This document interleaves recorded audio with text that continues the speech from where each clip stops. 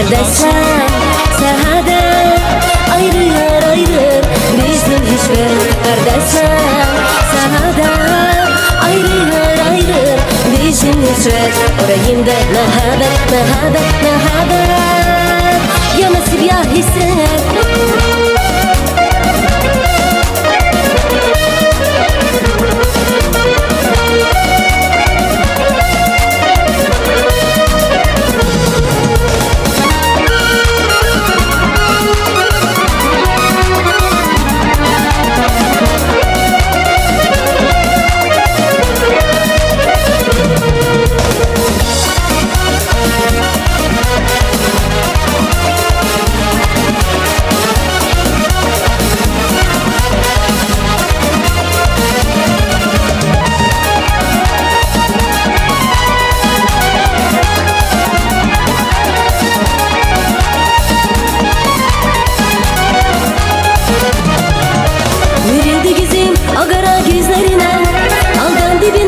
O şirin sözlerine Şuradan bilirdik yüzlerin canlarına.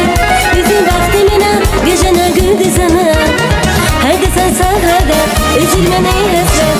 Orayım dolu mehabet ya nasip ya hisset.